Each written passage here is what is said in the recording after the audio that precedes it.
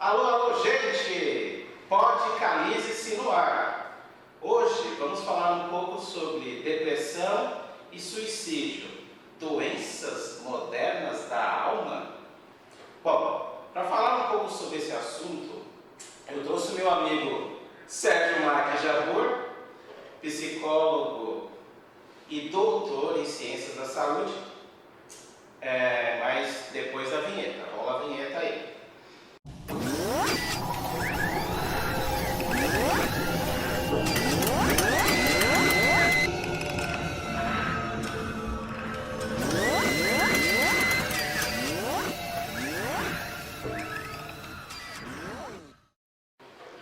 Bom, gente, estamos retornando hoje, depois de um longo tempo aí de inatividade.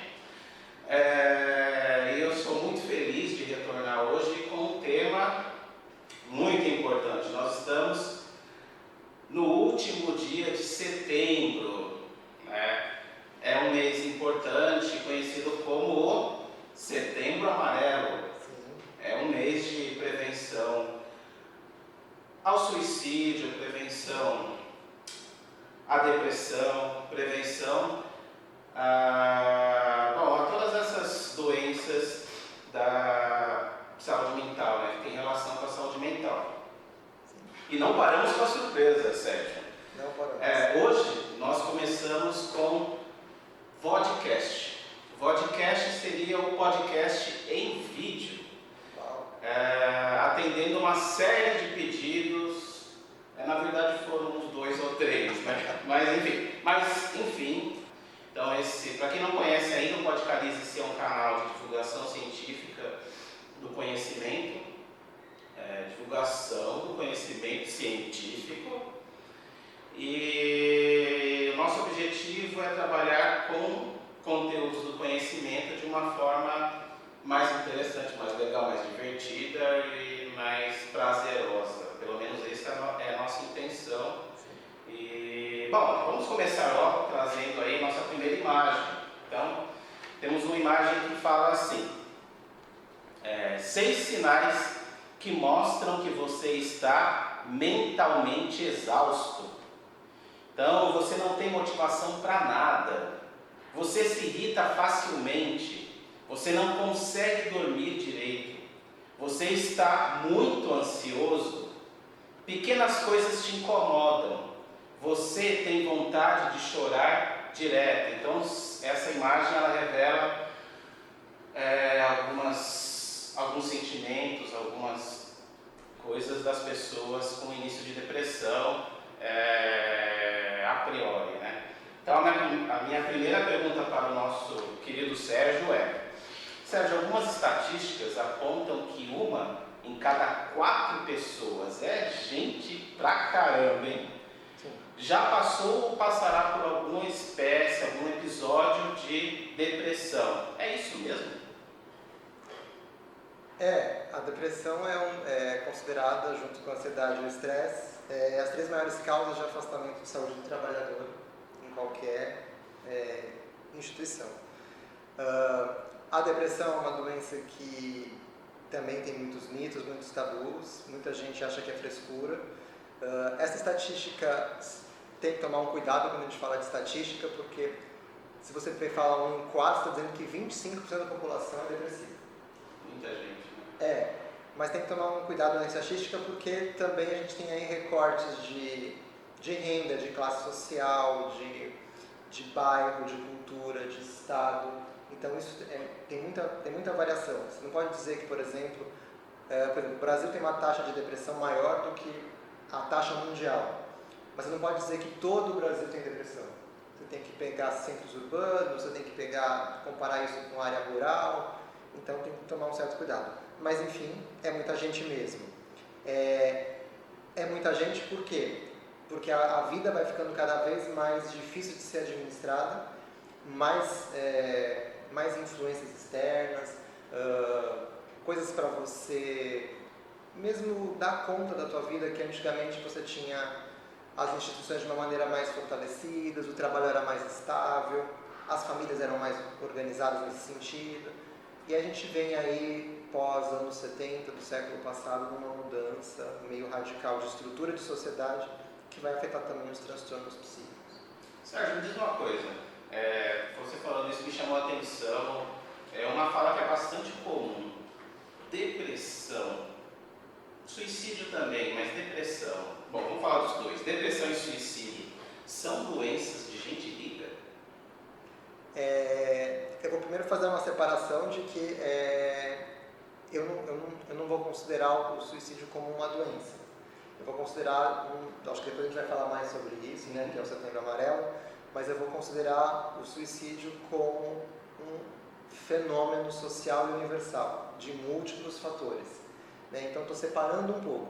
Há possibilidade da pessoa estar com depressão e pensar no suicídio. Mas eu não quero atrelar uma ideia de condição, de determinismo. Se eu estou depressivo, logo eu tenho que ser o sujeito que pensa na morte.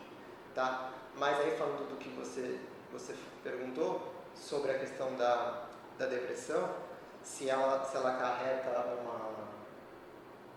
do nível social, a pessoa sim, doença de gente rica? Então, não é, mas historicamente o suicídio era considerado até mais ou menos uns 5 anos, 10 anos, acho que 5 mais para ser, um extrato social de classe A. Né? O suicídio historicamente ele é de homens brancos de classe A. Só que essa lógica já vem caindo há bastante tempo e no Brasil, por exemplo, hoje em dia, com os dados de 2018, o suicídio na faixa etária de jovens de 19 a 29 anos já inverteu para jovens negros periféricos. Muito bom saber.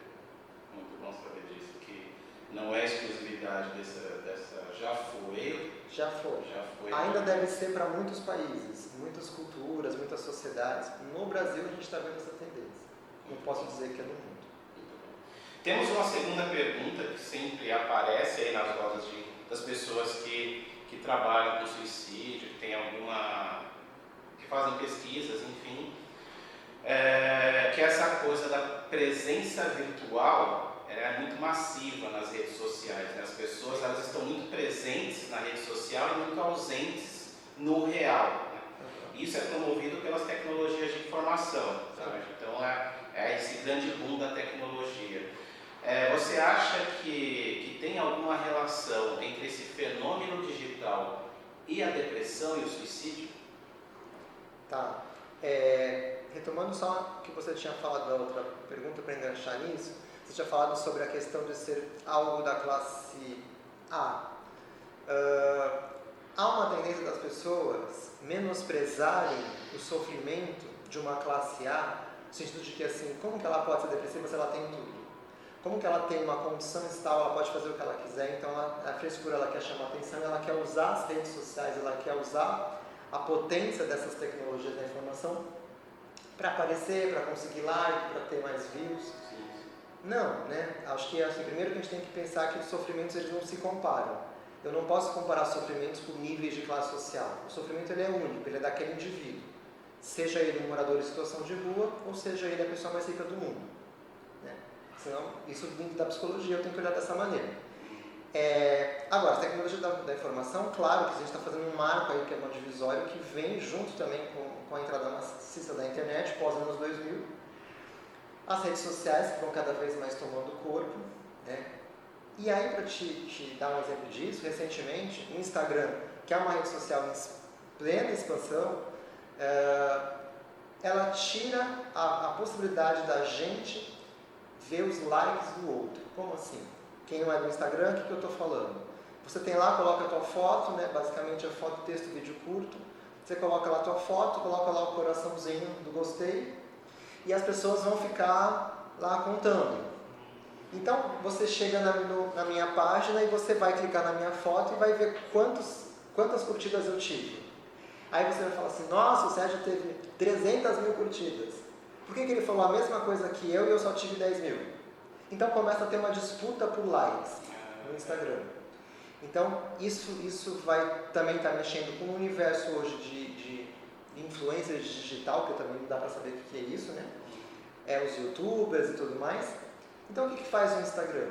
ele retira a possibilidade que os outros vejam a quantidade de curtidas de uma pessoa. Você diminui essa coisa da espetacularização da vida, da morte, das coisas que acontecem. A própria pessoa, claro, continua tendo ali o controle de quantas curtidas ela teve. Mas se você entra na minha página e clica na minha foto, você não consegue mais ver quantas curtidas eu tive. Só eu administro a minha conta, que eu sei. Eu sei que isso é polêmico que eu vou falar, mas eu acho que o problema está no Instagram colocar os likes públicos ou está no indivíduo?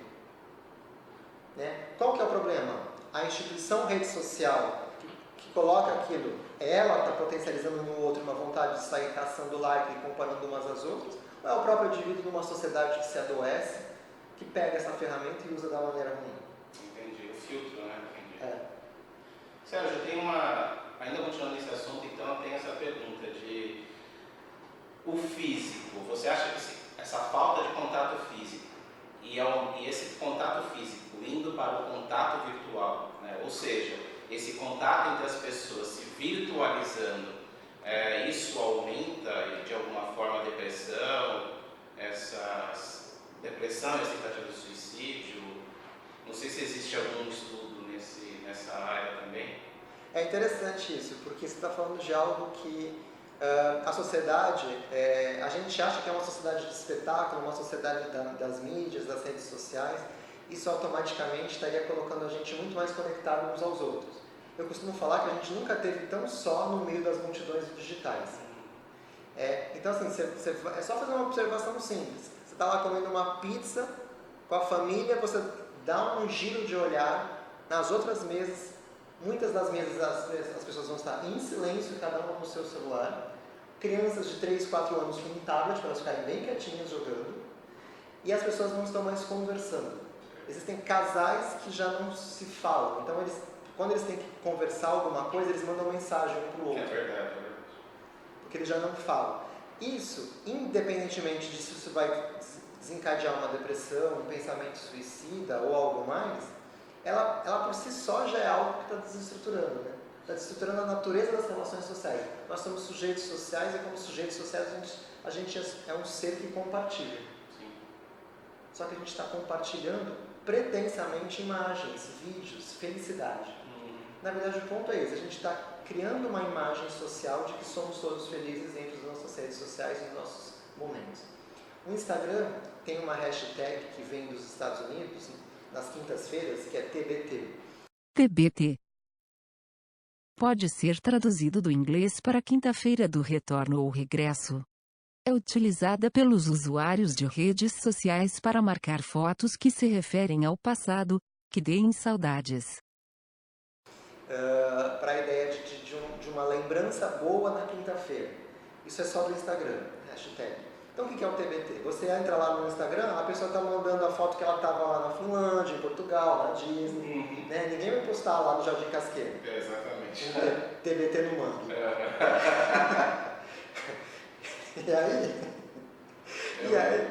E aí o que acontece? Você vai estar sempre achando que a sua vida ela é inferior à do outro, ela é menos glamurosa, ela é menos potente. Então antigamente, não estou falando antigamente, há um tempo bem recente, você tinha as profissões da moda. Ou, no imaginário muito década de 80, você tinha uma ideia de que eu quero ser jogador de futebol. Hoje, com um boom de Messi, Cristiano Ronaldo, Neymar, você não tem mais jovem que quer ser Neymar, mas ele quer ser Felipe Neto, ele quer ser youtuber. Então tem um deslocamento aí, né? E eu costumo dizer, fechando a tua pergunta, de que o problema não é a gente estar no sentido de só, de vazio. Eu falo que é exatamente o contrário. Eu sempre digo isso quando eu falo de depressão. As pessoas acham que elas não podem ficar sozinhas, que as vidas solitárias causam depressão. Estar sozinho não é solidão. Estar sozinho é um autoconhecimento, é uma escolha. Até para você poder compartilhar com alguém. Então eu costumo dizer que é a falta do vazio cotidiano que te leva à depressão. Não o vazio. Entendi. Não é a tecnologia digital em si que provoca, estimula a depressão, mas sim o estar sozinho no meio disso tudo. Então você poderia estimular tanto a depressão fora das redes sociais ou dentro das redes sociais, enfim, mas esse sentimento de estar solitário, contrário, é você não estar sozinho. É você não estar no seu vazio. Você luta tanto para ter um post, um vídeo, um like, estar no happy hour da empresa, estar disponível para todo mundo, conversar, ser sociável, que você não está com você mesmo. É a falta de si mesmo que te leva à depressão, não é o vazio. Entendi. Essa coisa meio superficial, É. entendi. Muito bom. Estamos indo por um caminho bem legal. Bom, temos mais uma pergunta então, já que é muito comum as pessoas falarem do Bauman e das coisas líquidas, né? Modernidade líquida é o termo que define as relações e comportamentos altamente fluidos e flexíveis dos sujeitos sociais no mundo contemporâneo, impactados pelas rápidas transformações propiciadas pelo capitalismo globalizado. Então o Bauman ele foi esse pensador que falava muito sobre as relações líquidas. Então você acredita que as relações hoje elas estão mais frágeis, volúveis, superficiais, e como a modernidade influi nisso, como ela é encarada nesse liquidificador grande aí, e ela também, essa modernidade, essas coisas, essa liquidez das relações, ela contribui na depressão e no suicídio? Então, aí, bom, essa é a minha possibilidade de pesquisa, que é aquilo que eu faço há um tempo. Mas eu também sei que é polêmico, né? Porque você está falando de um autor contemporâneo, falecido há pouco. Né? Então, o Bauman estrutura toda a sua teoria fazendo uma oposição entre o que ele chamou de modernidade sólida. O que é modernidade sólida? Todo o resto da humanidade antes dos anos 2000. Então ele vai dizer que especificamente ele faz um recorte, muitos historiadores vão fazer um recorte, que é o quê? É o que a gente chama de pensamento iluminista, né? Para quem está ouvindo aí do outro lado, vai falar assim, o que é isso? O que é isso, iluminista? É um bando de luz. Não são lâmpadas caindo do céu. O iluminismo é um movimento filosófico lá do seu século XVIII, que vai pregar uma derrubada da tirania, daqueles governos tirânicos dos reis, que foram estabelecidos principalmente na Europa. Então é uma ideia de falar assim, o homem é um homem que pensa, nós somos sujeitos racionais, a gente vai usar a nossa razão. Então a gente está em detrimento da fé, muitas vezes, em detrimento das nossas emoções, eu vou colocar a razão em primeiro lugar. Então eu penso toda a minha estrutura social a partir disso. O que vai acontecer? Que 100 anos depois, a gente vai ter um inverso disso, que é um movimento artístico-literário chamado de romantismo, que basicamente ele dá uma ferrada no que a gente é hoje. Ele é lindo, maravilhoso, para ser contemplado, mas ele dá uma ferrada na nossa sociedade. O que faz o romantismo? Ele acentua uma ideia para nós de que a gente é um indivíduo na multidão. A ideia do individualismo. Individualismo não é uma ideia eu estou por mim mesmo, assim, eu só penso em mim. Não é egoísmo, né? Não é você ir lá e abrir a geladeira e comer o último brigadeiro da tua irmã. Isso não é individualismo. Isso é egoísmo. Isso é coisa do mal. O que eu estou falando é que assim, a gente vai construindo socialmente quem sou eu? Quem sou eu no Brasil? Então, quem era um romântico no Brasil em 1800? Quem era um romântico na França em 1800? Entende? Então, além disso, tem uma ideia desse amor natural, desse amor idealizado, desse amor romântico, idealizar minha pátria, idealizar o país que eu vivo. Tudo isso cai hoje. É só você ver nas canções brasileiras, né? De hoje, você pode pegar hoje de Marília Mendonça, Luan Santana, como você pode pegar sambas da década de 40. Você tem uma idealização do amor. Né? Então isso é fruto de um romantismo. Beleza, por que eu estou falando tudo isso? Para chegar aqui, tudo isso para o Bauman é sólido. Apesar de eu ter esse individualismo, nós tínhamos instituições mais fortalecidas. Né? Agora, família, escola, trabalho, política, governos, Estado como nação, né? Eles vão se desmanchando. Eles vão se desmanchando porque esse individualismo vai tomando conta e esse projeto de modernidade vai morrendo. Daí que ele vai fazer essa virada aqui, com a tecnologia crescente, com a quarta revolução industrial, que está aí bombando, com a ideia das redes sociais, da internet, desse padrão internet que a gente tem hoje, da globalização, depois da queda do Muro de Berlim. Tudo isso vai acontecer e pá, ele vai dar um termo de modernidade líquida, a partir de 2000, 2001, que só vai piorar segundo ele, porque as relações, essas instituições vão se fragmentando e vai pegar as nossas próprias relações. E as nossas próprias relações vão se fragmentar, vão se diluir. Isso feito, se a gente não relaciona, a gente vai de novo estar naquele excesso, a gente tem que suprir de alguma maneira. Aí, pela tua pergunta, a gente pode ter uma das possibilidades de suprir isso com as tecnologias da informação, com as redes sociais. Então eu estou suprindo isso da modernidade líquida, esse incômodo de viver só por mim mesmo e ninguém olhar por mim, porque se acontece alguma coisa de muito bom na minha vida, ele é maravilhoso, meritocracia, olha que maravilha. Se acontece uma coisa muito ruim, ele é fracassado. Então, eu tenho que lidar com todo o meu fracasso. O fracasso nunca é social do Estado, o fracasso é do indivíduo. Entendi. E aí, tudo isso junto, eu posso dizer que é um dos pilares para a gente chegar no fenômeno do suicídio, nesse excesso de vazio. Muito bom mesmo. Em que casos a depressão ela pode levar ao suicídio e essa pessoa depressiva ou suicida, existe uma forma dela fazer um autodiagnóstico, de ela perceber esses sinais? Como é que ela combate isso dentro? Porque o que a gente pensa, né, no senso comum, é que o depressivo ou suicida, ele está em um ponto, mesmo no início, em que ele não dá conta de fazer um autodiagnóstico, ele não percebe os sinais, ele está fadado ou se não percebido por outras pessoas próximas a ele, padecer desse mal. Tá.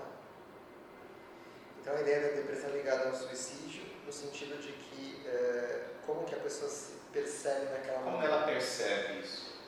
Acho que a gente pode fazer voltar numa casinha e explicar para as pessoas o que é depressão. A depressão, como qualquer transtorno psiquiátrico, ela só pode ser diagnosticada por um médico psiquiatra. Qualquer outro profissional da saúde, ele pode perceber, observar, entender, mas ele não pode afirmar, né? Porque ele também não pode medicar, ele não pode propor tratamentos medicamentosos. Então, é um psiquiatra que determina as doenças que a gente chama de psicopatológicas. Beleza. Então, a depressão, como qualquer outra, o que acontece? Ela não pode ser encarada num curto período da vida da pessoa. Tipo, eu estou me sentindo triste, abatido, não como, não faço nada, estou depressivo. Para a depressão ser depressão, a gente tem que pensar numa equação que é intensidade, duração e frequência. Essa é quase que um mantra da gente. E aí você pode pensar no autoconhecimento, que é o quê? Intensidade. Quanto que daqueles sintomas eu tenho? Como que eu me sinto? Se eu jogar uma escala subjetiva de 0 a 10, quanto que eu sinto de tristeza? Quanto que eu sinto de perda de apetite? Quanto que eu sinto de falta de vontade de ir na academia e eu sempre fui na academia? Quanto que eu sinto vontade de largar a faculdade, se eu sou um graduando, por exemplo? Beleza, isso é uma intensidade. Frequência. Quantas vezes na semana eu sinto esses episódios? E quanto dura? Eu sinto 2 vezes por semana. Mas assim, eu levanto, começo a me sentir mal, tomei o café e já esqueci. Isso é uma coisa. Eu carrego pro meu dia inteiro, é outra. Entendi. Então você só pode olhar e diagnosticar uma doença como a depressão ou qualquer outra diante dessa equação. Intensidade, frequência e duração. E se tudo isso dentro de um recorte de 6 meses. Porque menos de 6 meses, você pode ter passado por um episódio que muito bem se explica todos esses sintomas. Tipo, eu posso ter perdido o emprego, eu posso ter terminado um relacionamento de anos, eu posso, ter feito um concurso que eu queria muito e não fui chamado. Eu posso ter perdido alguém muito querido. Então, todos esses sintomas são muito possíveis como uma reação a um evento. Então, a gente está diferenciando, por exemplo, a depressão de uma tristeza. Por exemplo, de uma tristeza profunda, uma coisa desse gênero. Sim, com certeza. A depressão é uma tristeza que se acentua, tem frequência, duração e repetição. Entendi.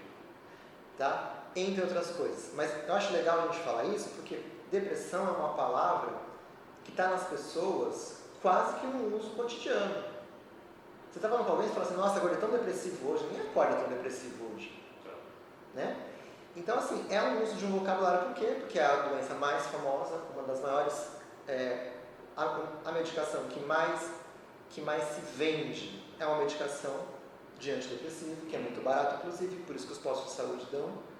Você vai na farmácia, R$5. Pois é, o pessoal está quase inventando sabores para ela, né? Lenta, tangerina. E aí, beleza. Então, a depressão é primeiro dá esse suporte. E ela pode trabalhar nos opostos, por exemplo. Eu perco a esperança, que a gente chama de desesperança, eu perco a vontade de fazer as coisas, eu perco o meu sono, eu não tenho apetite, eu deixo de fazer as coisas que eu sempre gostei, eu largo coisas que eu sempre gostei, não tenho mais vontade de sair no final de semana que eu sempre saía. Só que também não necessariamente é isso. Eu posso ir para o oposto. Eu posso falar aquela pessoa que dorme demais, que come demais. Isso também é depressão. Tá? Porque você está lidando com uma falta de manejo daquela situação. Eu posso dizer, então, uma forma, eu estou pensando assim, nas pessoas que estão ouvindo esse podcast, e pensam numa forma prática de se autodiagnosticar, por exemplo. A gente pode dizer que quando interfere na vida cotidiana dela, ela deve procurar um especialista da área de saúde mental, por exemplo? Sim, mas aí nós temos um problema que é muito grande. A pessoa não acha que vai valer a pena procurar. Por isso que é muito difícil isso que você falou do autodiagnóstico. Porque o autodiagnóstico para várias doenças elas são possíveis, emocionais. Para a depressão é muito difícil. Por mais que ela possa chegar na ajuda, as portas estão sempre abertas para diversas tentativas. Mas e se você mudasse o teu esporte? Em vez de você fazer musculação, você fosse tentar natação. Já tentei, não gosto de natação. Tudo vai ser fechado, porque nada vai dar certo. É uma sensação de desesperança, porque é um desacreditar no futuro. É um violento desacreditar no futuro. Só que também não é esse único. Entende? Quando você estiver diante do médico para fazer um checklist lá de, pegar várias e ele vai indicando quantos sintomas você tem que ter no mínimo de 3 a 6, com frequência alta. Então não é tão fácil assim ser diagnosticado de depressão. Entende? Mas beleza. Agora você falou assim, quando que a depressão pode levar ao suicídio, né? Bom, já falamos de depressão. Como eu falei, eu acho que o suicídio ele pode ser encarado para além das doenças psíquicas. Por quê? Porque a gente tem um costume de atrelar suicídio como um sintoma. Então, o suicídio é um sintoma de uma ansiedade, de uma bipolaridade, de uma esquizofrenia, de uma depressão, de X número de doenças possíveis da mente. Mas temos casos que, de fato, a gente sabe que ele é sintoma. Não tem como desatrelar. Eu não estou aqui acabando com as doenças psíquicas. Eu estou falando que ele pode não vir associado a elas. Mas existe quando vem. Só que a depressão, talvez, tenha um índice um pouco mais baixo de tentativas de suicídio, por exemplo, de que outros transtornos como a bipolaridade. Porque o estado depressivo, se for crônico, ele é tão degradante para você que você não consegue pensar na morte nem como uma possibilidade do teu próprio fim. A não ser que você largue a mão de viver. Nesse sentido, a depressão pode levar ao suicídio. Não coma, enfim, perca a tua questão de saúde, de higiene e tal. Você tem que se anular praticamente. Porque é muito difícil um depressivo olhar e falar assim, eu vou fazer um percurso suicida, eu vou ficar pensando em coisas, aonde que eu vou fazer, o que eu vou fazer, por que eu faria. Ele não tem essa construção racional. Ele vive a tristeza dele profunda e acha que nada vai tirar ele dali. Talvez um depressivo crônico nem no suicídio pense. Muito bom. Mas também isso é polêmico. Bom, nós temos uma última pergunta que enfim, eu estou nesse ciclo familiar, nesse ciclo de amizades, enfim, como a família, como os amigos, eles podem ajudar uma pessoa nessa situação? Uma pessoa percebeu, ou como ela percebe, enfim, como é que ela pode ajudar? De suicídio, né? Isso. Então, primeiro acho que a gente tem que falar de alguns mitos que ocorrem sobre o suicídio. Primeiro porque ele é um tabu. Ele é um tabu no sentido de que eu não posso falar muito dele, porque ele é algo que envolve vida e morte. Que numa sociedade ocidental, por si só, morte também já é um tabu. Né? A gente foi se afastando da possibilidade da morte. Se a gente for pensar, talvez quem está ouvindo a gente e tal, vai pensar assim, nossos antepassados, meu bisa, sempre ia ter um relato de um velório feito em casa. O que tem acontecido? A gente vai também hospitalizando a morte. A morte vai saindo dos nossos debates, inclusive acadêmicos. Quais são o número de universidades de psicologia que tem grades falando sobre perda e luto e catástrofe na sua grade? Poucas. Porque a morte também é um tabu. Então, quando você fala do suicídio, primeiro você já está enfrentando um primeiro tabu que é a morte. Então, se a morte já é um tabu, quem é você para ousar atirar o sagrado que é a vida? Beleza, esse é o primeiro ponto. Segundo, mitos do suicídio. Se eu falar com a pessoa sobre o assunto, eu vou incentivar ela. Vai que ela não tenha pensado ainda, falar, gostoso esse negócio de se jogar. Vou lá. Não, isso é um mito. A ideia de que o suicídio é transmitido de um lugar para outro. Né? Não, ele não é transmitido, ele não é sarampo. Então, assim, não, que as pessoas têm essa ideia, nossa, tá dando suicídio na Praia Grande, vai chegar em Santos. Sim. Não, gente, o que chega em Santos é sarampo. É igual você falar de homossexualismo, a pessoa vai virar homossexual, né? É tipo isso. E aí, nossa, se apertar a mão no suicídio, você pula junto, né? Não, então essas coisas são nossos tabus, e são tabus também na área da comunicação, né? Um dos mantras do jornalismo é você não poder manchetar a palavra suicídio em portais. É que hoje é difícil ter o jornal impresso, mas... por quê? Então você vai assistir uma série, não posso ver, nossa, a série do suicídio, nossa, minha filha vai querer morrer. Tudo isso vem porque é uma construção histórica, voltamos para o romantismo. De um carinha lá é ótimo, de um carinha lá chamado Goethe, que vai ter escrito Sofrimentos do Jovem Werther, que é um jovem que se suicida na Alemanha do século XIX. Quando esse jovem se suicida, o personagem, né, se suicida, alguns jovens alemães também vão lá e se matam, e o livro é proibido, e aquilo se torna o nome de efeito Werther. Então, tudo que a gente mancheta de suicídio vai gerar algo como o Werther lançou. Esses jovens alemães se matariam com ou sem livro. Então, a questão é que é o contrário. O suicídio está numa cápsula de sombra, de medo, de tabu e de uma sensação de fracasso. Então, você não dizer isso com as pessoas é exatamente o oposto do que a gente pode chamar sobre prevenção. Porque você guarda aquilo fica sombra, fica na gaveta. Se você tira aquilo da gaveta e começa a explorar, ele vai ver que aquilo é normal. Eu estou perguntando para ele. Eu não estou dizendo que é normal no sentido de que, que bom, vai lá, menino, pode se jogar. Não isso, mas é normal de que socialmente a gente pode falar desse assunto, né? Então, assim, primeiro é todas essas quebras de tabu que também, se a gente está falando isso de uma mídia, isso ocorre nas famílias. Que família que abre seu almoço domingo e fala assim, filho, você está pensando em se matar, né? Todo ano é exagerado? Todo ano é exagerado, porque a gente está aqui para isso. Mas, eu quero dizer assim que não está na pauta de um almoço, não está numa pauta de uma reunião familiar. Beleza, isso está escondido. Então, as nossas relações são relações de muito dedo. Então, tipo, você está numa sala de aula e você vê o teu colega, que você não tem muita intimidade, e que ele fazer muita pergunta em sala de aula, ele começa a faltar, começa a perder prova, começa a não estar bem, começa a postar umas coisas meio estranhas nas redes sociais, e você fala, não posso perguntar para ele, porque eu não tenho intimidade para ele, né? E se der vontade dele algo que ele não estava nem afim?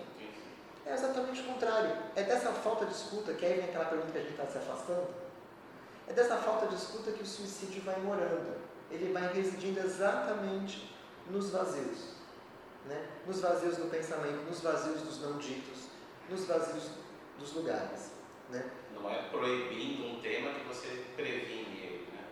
Não, e a gente pode fazer o comparativo do suicídio, por exemplo, a não falar sobre campanhas de HIV/AIDS, por exemplo. Eu só posso falar no carnaval, né? Porque só no carnaval as pessoas pegam HIV. Né? Em março... tá prevenido. Nossa, agosto? Imagina, quem vai pegar HIV em agosto? Meio chato para pegar HIV. Então não tem. Então o suicídio também tem isso, que não pode ser só em setembro, né? Beleza. Quem que está então se matando nesse sentido e quem que a gente tem que olhar? Historicamente, o suicídio é da terceira idade, né? Quem mais se mata são pessoas acima dos 70 anos. Isso é um clássico, os velhinhos suicidas. E aí a gente tem uma faixa etária dos 19 aos 29 que também é muito alta. Beleza. Só que essa faixa tem caído. Já chegou a cair dos 15 para os 29, aí eles fizeram um recorte dos 15 aos 19. E agora está dos 10 aos 14. Nossa, dos 10 aos 14?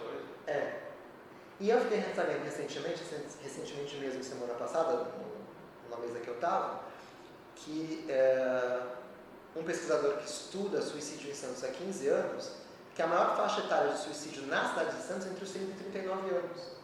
Olha como Santos é uma coisa fora do mundo. Porque isso está fora de todo padrão. Né? E depois vem os velhinhos. Claro que os velhinhos vão estar em todas. Mas isso é muito... Então, assim, a gente tem que entender, primeiro, onde que a gente está. Entender que não tem perguntas impossíveis. Você tem que, de fato, perguntar. Seja você um colega, se for profissional, mais ainda. Mas se você é um colega, o que você faz? Chega naquela pessoa, conversa, troca uma ideia. Não tem intimidade? Manda uma mensagem para ela, privativa, no Facebook. Porque às vezes a gente digitar uma mensagem é muito melhor do que a gente falar. Mesmo as redes sociais que a gente falou agora há pouco, elas podem ajudar nessa aproximação também. Pode, olha que interessante você falar isso. Um dos lugares mais famosos do controle e da prevenção ao suicídio é o CVV, que todo mundo já ouviu falar. Sim. O famoso 188. Centro de Valorização à Vida, ou CVV, é uma instituição que oferece apoio emocional gratuito. O atendimento está disponível 24 horas por dia, pelo telefone 188 ou pela internet, digitando cvv.org.br.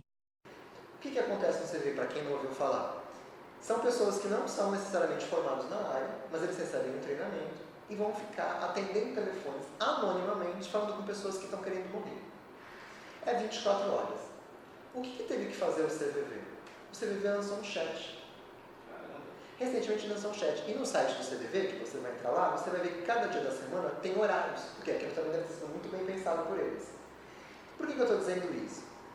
De novo, se nós estamos falando no Brasil de um recorte do suicídio que está saindo da classe A, quantas pessoas têm telefone fixo na sua residência? Na classe D e E. E na classe D e E menos. O suicídio está invertendo a classe social. Beleza, você tem que ter o telefone celular para ligar, uma ligação gratuita. Ok. Quem às vezes tem espaço na sua casa para falar sobre isso em que ninguém usa? Difícil. Se você que é um graduando e mora numa república com 7, você faz o quê? Vai para o meio da praia? Vou comer no aniversário e fala para você ver que eu quero me matar. Aí você já joga na já aproveita aí. Então o que fez o CVV? Usou a tecnologia do chat. Porque eu posso estar em qualquer lugar, sem com uma privacidade que eu estou digitando o que eu sinto. Ninguém precisa saber o que eu estou sentindo. Só que, de novo, olha a ambiguidade da coisa. A mesma rede social que está sendo usada para o bom, no sentido de está ajudando aquela pessoa que não pode telefonar, também está favorecendo o isolamento. Bom, então, pelo que a gente conversou, é muito importante que a família não pense nesses grandes temas como tabus, que a família, e a gente está em pleno século XXI, né, que as famílias se abram mais para temas que são polêmicos, como morte, como suicídio, como, enfim,